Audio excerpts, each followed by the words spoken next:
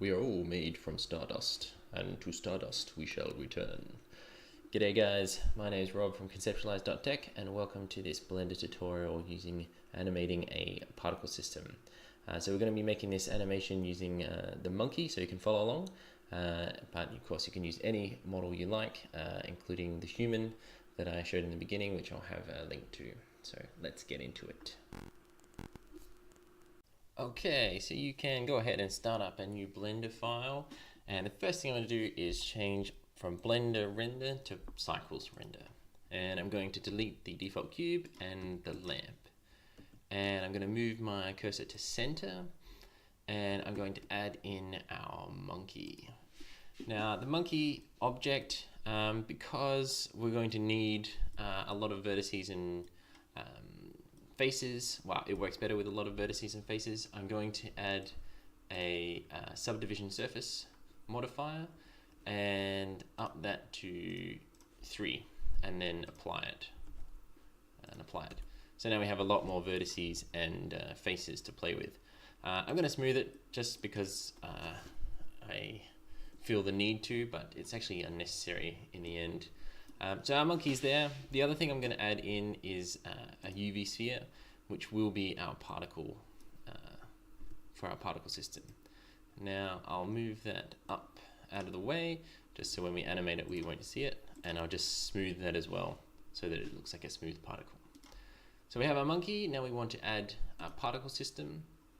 So I go over to the particle system tab and click new, and we're going to have a hair modifier. And it looks pretty crazy at the moment, but it's going to, obviously the particle we're going to use is our sphere. So down in the render tab, I'm going to, instead of clicking none, I'm going to click object and click our sphere that we made. So now our sphere is the hair, and it looks a bit more what we want. Now the only other thing in this render tab that I'm going to play around with is this emitter tick.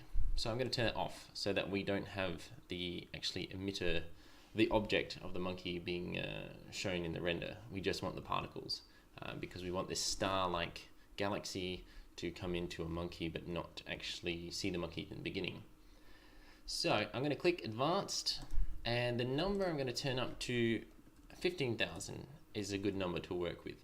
And you can see it's all in kind of a even distribution. I want it to be a bit more random, so I'm going to click off this even distribution so that it looks a bit more random. You can use vertices, faces, or volume.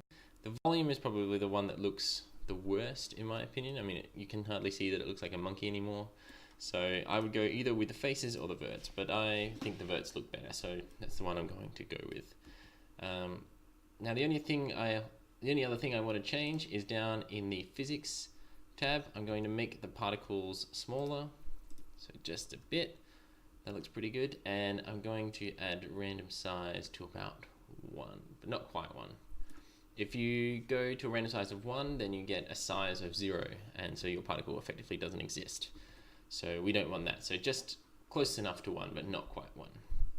And I'll also put on some brown in, just so I think that gives it some randomness when it's forming. So that's what we need later on. So now our particles are there. It looks like there's enough particles. Maybe I increase the size a bit. That's 0.05. Yeah, that looks good. So to make it see it better, and I think our particle system is done now, so I can go to the materials tab, and the material I'm adding is to the sphere that we made, so not to the monkey, because the monkey, as before, that emitter tab, we turned it off, so you won't actually see the monkey, but the sphere we need to put a material to see it in the end. So I'll give it I'll change it from the diffuse to an emission, and I give it kind of a blue tinge, so when we look at it properly, it kind of gives it a blue tinge. And the only other thing I'm going to do with the materials is go to the world tab, and change it to a black so that it looks like the night sky. And then we have our starry looking monkey. So we got our materials set up, we got our particle system set up. The only other thing we need to do apart from animating the camera, is we need to animate our particles. And we can do that with the hair modifier, or the hair particle system, by using shape keys. So in the data tab here, there's a thing called shape keys. Now shape keys are really useful if you need to change a mesh in an animation. So it kind of changes the mesh, but you stay with a basis of what it actually is. So in this, when it comes to particle systems, we can move our particle away, and our particles kind of blow up because we're moving this sphere. And the sphere controls all the particles there. So our basis will be the monkey, and key 1 is going to be our galaxy, so to speak. So for the galaxy, for the monkey, looks like that, good. For the galaxy, we want it to really blow out with the particles, so we just grab it and pull it in any direction really. So now our galaxy, if we go to object mode, so now we can play around with how the galaxy is formed or not with this, the value of the shape key. So the value of our galaxy, if we push it up, it really blows it out. Probably too much now for this actually, so I'll put it back. We want it to ring around there. So around 0.3 or whatever looks good. So if you're doing this and you've got your own object, or you're doing it with the monkey, just kind of give it so that in the camera there's still kind of like a galaxy looking thing. So this is what we want to be at the start. So it looks like a galaxy with plenty of stars, and so I'll right click with our timeline selected at 0. I'll right click on the value and insert keyframe, and I'm going to go to 40 and do the same thing. Because I want the stars to be static, I'm also going to animate the camera, so the camera is going to move closer to the monkey, and I want the first little bit for the stars to be kind of static. So then I'm going to go to frame 200 and do 0, so that's where I want the monkey to be completely formed, and it is. And then so now I should be able to play it just with the camera still not animated.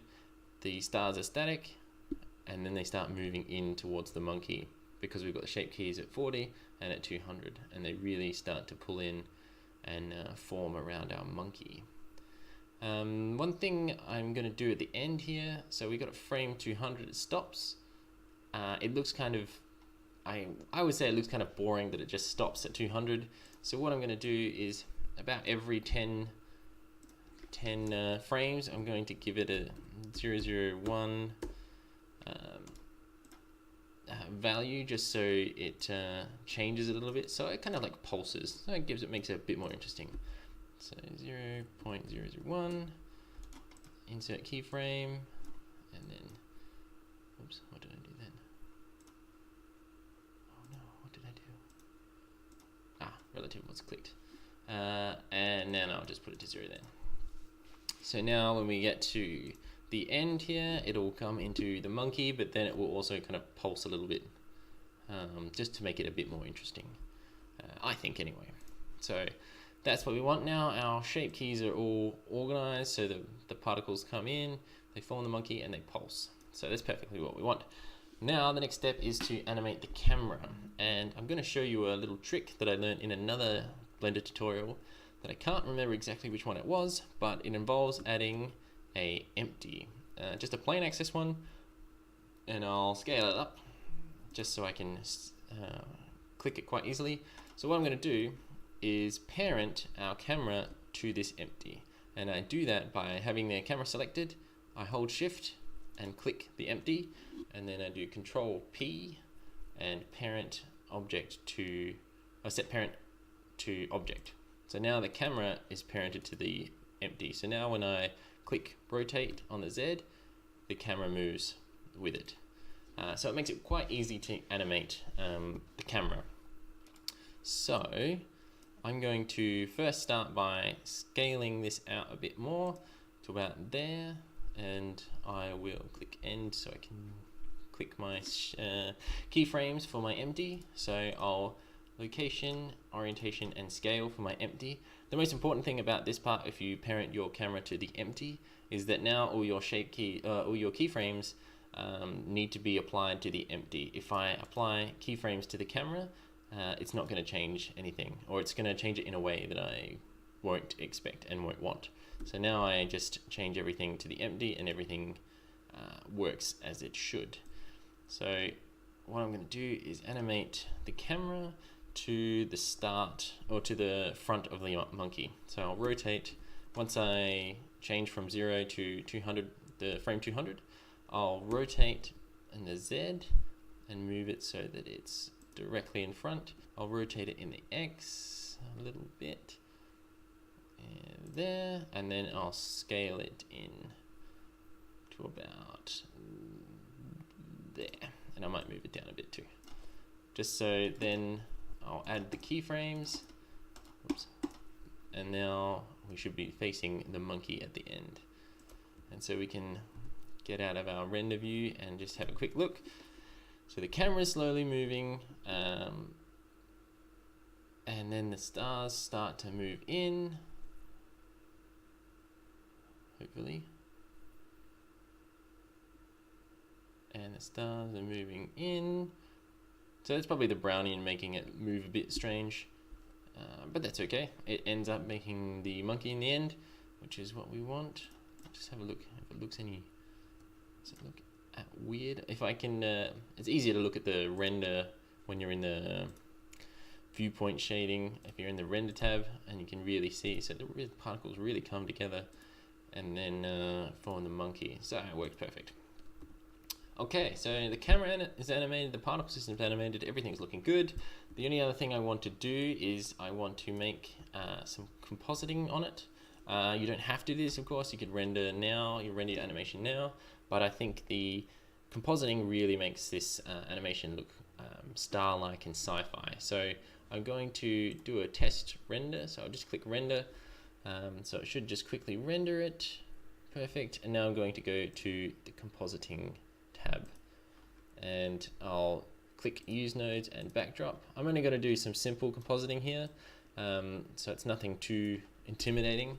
As always with the compositing, the composite note I find is the most important. So when you're compositing, you always want to have it selected at the end, otherwise the animation won't take into account that you've done any compositing, or you'll end up with just a black render at the end. So how I always avoid making that mistake is I hold shift and cut across, creating a new node, and then I had an output viewer node and click them both together. So now anything I add, I know I will see what I'm doing, plus it always goes to the compositor. So it's kind of a way for me to, I guess, check myself so that I don't make that mistake. So as I said, it's going to be very simple compositing. All I'm going to do is add a filter blur node, and I'm going to change it into a fast Gaussian. I'm going to add 20 for both axes. We're blurring it quite a lot, but then the trick is to add a color mix, and I'm going to change this into a screen. And what I want to do is take the image port from the render layer and put it back into the mix or screen, so that we get the sharpness of the particle, but then we get a bit of a blur. And the blur is not as bright as I want, so I'm just going to put a color RGB curves between the blur and the screen node, and just add that up a little bit, so that's kind of a bit brighter and makes it a bit more sci-fi-y. So that's all I'm going to do for the compositor. So now I can go back to my default and set up my render settings. So I'm going to use my GPU, since I have one. I'll put it at 100%. I will save it, this monkey animation, which I prepared earlier. And I'm going to keep it as a PNG, because the PNG will render every frame, and then I can have them separated, so I can add them to a video later if I needed, and also I can stop it halfway through and have all the PNGs up until the point where I stopped it. So it's handier to do animations in PNGs. The sampling, I'm going to leave at 128. The only thing I'll mention here is this clock here, which I always click on for any animation, just because it randomizes the noise in the animation and it makes it look a lot better. So for every animation I have it on, just as a standard. And the only other thing I'm going to change, because I'm using my GPU, I'm going to change the tiles to 256 for both. If you're using a CPU, 64 is fine. So that's it for the rendering, and I'll click animation. And this will take a while to animate since I have 10,000 particles. So I'll come back when we have a final rendered animation. Okay, and we're back. So our render is now finished, and we can check it out by going up to the render tab and clicking play rendered animation. And we can see we start with stars, the camera moving, and then the stars should come in to the monkey. There we go. So that's the kind of form we wanted it to take. That's kind of what I want to show in this animation. If you followed along and made your own object, it should look somewhat similar. But yeah, hope you enjoyed this tutorial. If you like, you can go over to conceptualize.tech, our website, to see what we're up to lately. Don't forget to subscribe to our YouTube channel to see more tutorials like this. But other than that, happy blendering. I'll see you next time.